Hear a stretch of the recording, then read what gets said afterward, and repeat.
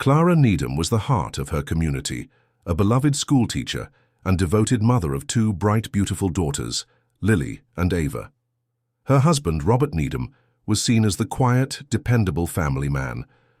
But behind the closed doors of their picture-perfect home, Robert was hiding a secret life of debt, lies, and desperation.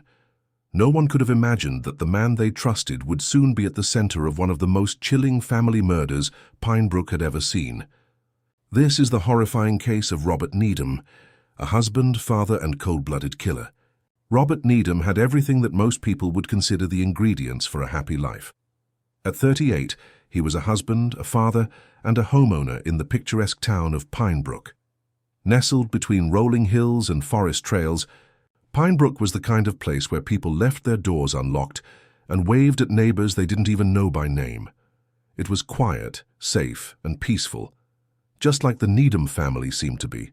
Robert had worked in IT for over a decade, a job that afforded him a stable income and a flexible schedule. He often worked from home, spending his afternoons in a small office upstairs. His wife Clara, a second-grade teacher at the local elementary school, was adored by her students and respected by the community. She was the kind of person who remembered birthdays, brought in homemade cupcakes for class parties, and volunteered for weekend cleanups at the community center. Together, they were known around Pinebrook as reliable, responsible, and pleasant. Their two daughters, Lily and Ava, were the light of their lives. Lily, the elder one, had a quiet intelligence and a love for drawing animals in crayon. She was often seen with her sketchbook tucked under her arm, her drawings taped proudly onto the fridge at home. Ava, her younger sister, was loud and fearless. She sang loudly in the car, danced in the grocery store aisles, and always had a scraped knee from climbing where she shouldn't. The contrast between the girls made them inseparable. They complemented each other in ways that only siblings could. Neighbors saw the family as picture-perfect. They hosted summer barbecues, went trick-or-treating every Halloween in matching costumes, and attended church every Sunday morning. Social. Media showed snapshots of birthday cakes, beach vacations, and Christmas mornings wrapped in smiles and bright paper. From the outside, there were no cracks, no loud arguments, no calls to police, no signs that anything could ever be wrong. But if anyone had looked closely, they might have noticed the small silences. The way Robert had begun skipping those church services, citing work calls that seemed to never end. The way Clara had started walking the girls to school alone more often, her smile a little more forced, her eyes a little more tired. These weren't things most people would pick up on. They weren't obvious, but they were there like a shadow just out of view. Inside the house, something had shifted. Robert had grown distant, less patient. His time spent in the upstairs office stretched longer each day, but the projects he claimed to be working on never seemed to move forward. Clara, ever loyal, assumed it was stress. She tried to ease the pressure, took on more chores, gave him space. She didn't know about the mounting debt, or that Robert had stopped working months ago. She didn't know that he was hiding secrets in his inbox, planning a future that no longer included her or their daughters. To the rest of Pinebrook, the Needhams remained a family worth admiring. But inside their charming, white-trimmed house, on Maple Street, the facade was crumbling.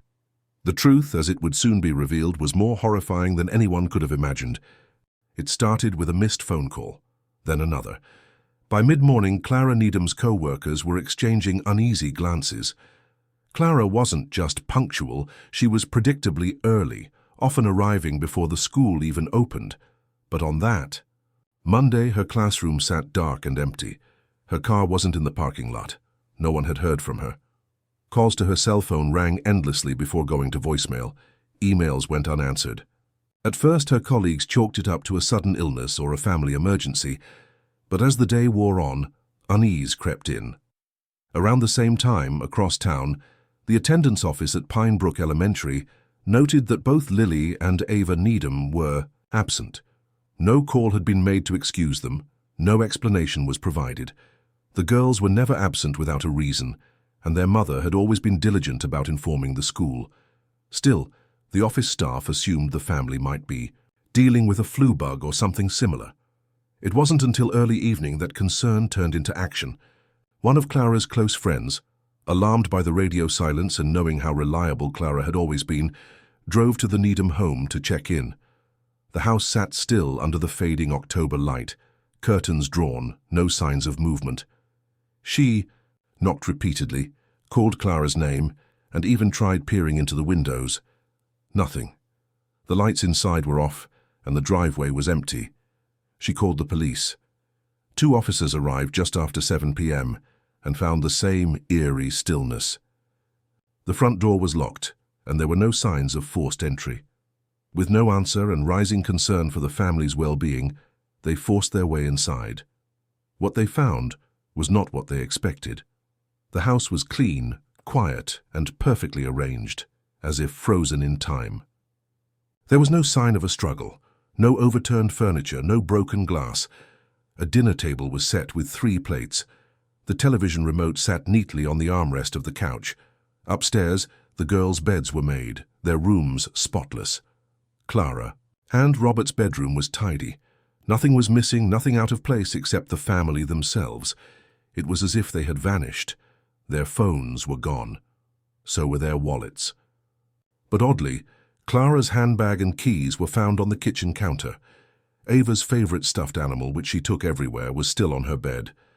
There was no note, no signs of packing or preparation.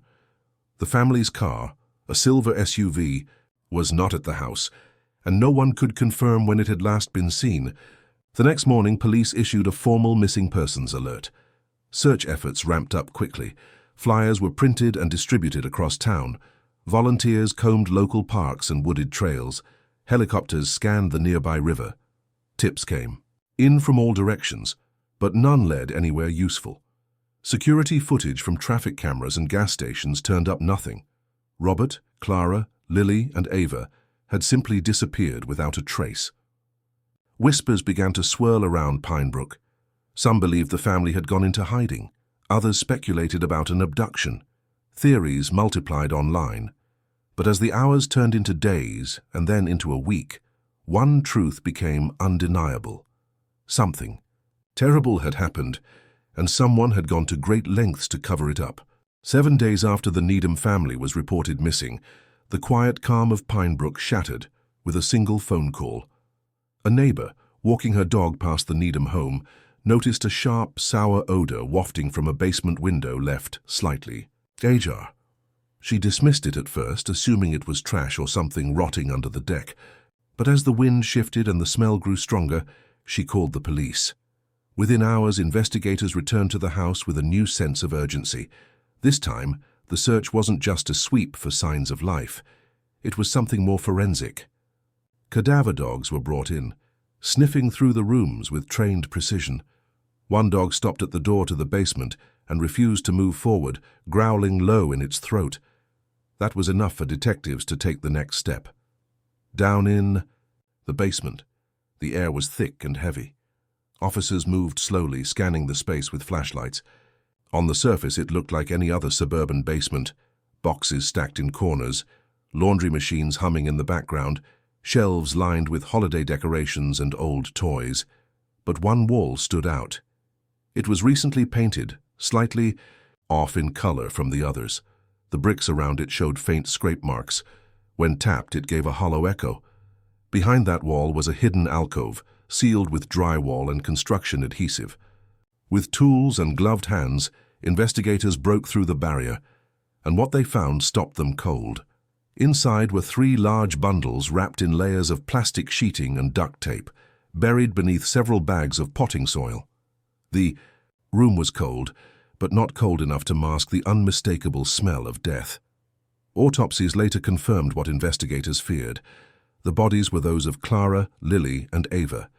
Each had died from a single gunshot wound, Clara in the chest, the 2 girls each with a shot to the head. The precision of the killings shocked even the most seasoned detectives. There were no signs of a struggle, no defensive wounds, no blood found elsewhere in the house. It was as if the murders had been carefully and quietly executed, then hidden with equal care. But Robert was nowhere to be found. His fingerprints were on the tools in the basement. His DNA was found on the plastic wrappings. His cell phone, however, was missing. His car was also gone. Surveillance footage from nearby. Traffic lights finally provided a lead. 2 days before the discovery, Robert's SUV was seen driving west alone. 2 hours later, it was found abandoned at a rest stop nearly 70 miles away, wiped clean of prints. Police issued an all-points bulletin. Robert Needham was now the sole suspect in the murders of his wife and 2 daughters. The community, once so sure that something strange had happened to the family, now had to face an uglier truth, that the father, the one person who should have protected them, had instead taken their lives and vanished. As the manhunt for Robert Needham expanded beyond state lines, investigators turned their focus inward, combing through his digital and financial history in the hope of finding clues to his whereabouts, or at least a motive. What emerged from the data was not the portrait of a stressed but loving father that most had believed in. Instead, it revealed a life built on layers of deception, secrets, and a mounting desperation that had spiraled far beyond what anyone could have imagined. The first red flag appeared in Robert's employment records. Despite telling friends, neighbors, and even his own wife that he was working from home for a tech firm based in Seattle, Robert had actually been terminated 5 months before the murders. His dismissal had stemmed from a pattern of missed deadlines and unapproved absences. Yet he continued to dress for work each morning, retreating into his home office with his laptop and closing the door for hours on end. Clara never suspected a thing. To her, Robert was simply working remote, adjusting to the new pace of post-pandemic life. His bank accounts told a more troubling story. Robert was drowning in debt, multiple credit cards were maxed out, and personal loans had been taken under false pretenses. Clara's modest teaching salary had kept the family afloat longer than anyone realized. But it wasn't enough to cover Robert's secret spending. A review of his online activity revealed late-night gambling websites, cryptocurrency investments gone wrong, and luxury purchases delivered to P.O. boxes registered in neighboring towns. He had been living a double life, one that seemed increasingly reckless and untethered from reality. The most disturbing discovery came from a set of recently filed life insurance policies. Just 6 weeks before the murders, Robert had taken out large policies on Clara and both daughters. The timing was too precise to ignore. The paperwork had been filed with forged signatures, and the policies would only pay out in full if the deaths were ruled accidental or unsuspicious. Investigators began to believe the killings had been premeditated well in advance, and not the result of a sudden breakdown. Further digging uncovered a series of email exchanges between Robert and a woman living in New Mexico. Using a fake name, he had cultivated a romantic relationship with her over several months. The emails were filled with promises of a new life together, far away from the weight he claimed was dragging him down. In one chilling message he wrote, "Sometimes you have to erase the past to start fresh." The woman, interviewed later by authorities, had no idea Robert was married, let alone a father. She believed he was a divorced man looking for a second chance. With every new piece of evidence, the image of Robert Needham continued to fracture. Behind the smiling family photos and neatly trimmed lawn had been a man unraveling in silence. The calculated nature of his actions, from the insurance policies to the false wall in the basement, painted a picture of a man who didn't just snap, he planned. He created a timeline, made purchases, and rehearsed the cover-up. By the time his family vanished, Robert had already begun imagining a new future, one that didn't include them at all. For months, Robert Needham remained a ghost. His face was plastered across news reports, wanted posters, and digital billboards. Tips came in from across the country, sightings at gas stations, diners, bus terminals, but none panned out. The Furim. Abandoned SUV had yielded no fingerprints or usable DNA beyond Robert's own. It was clear he had taken steps to erase his trail. Authorities suspected he was living under a false identity, perhaps with access to cash he had secretly withdrawn in the weeks leading up to the murders. But without a solid lead, the case grew cold. Then, nearly 6 months later, a break came unexpectedly. A mechanic in a border town in northern Mexico contacted U.S. authorities after recognizing Robert's photo from a true crime documentary online.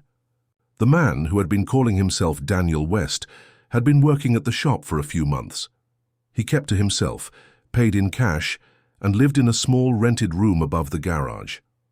The mechanic had found him odd, but not dangerous, until he saw the documentary and realized the truth. Mexican authorities, working with the FBI, quickly confirmed the man's identity through fingerprints taken from a discarded coffee cup. Robert Needham was arrested without incident. He offered no resistance, spoke calmly, and refused to answer questions. Within a week, he was extradited back to the United States under heavy security. News of his capture spread fast, reopening wounds that had barely begun to heal. Pinebrook, still reeling from the horror that had taken place in their own backyard, watched the televised trial with morbid fascination.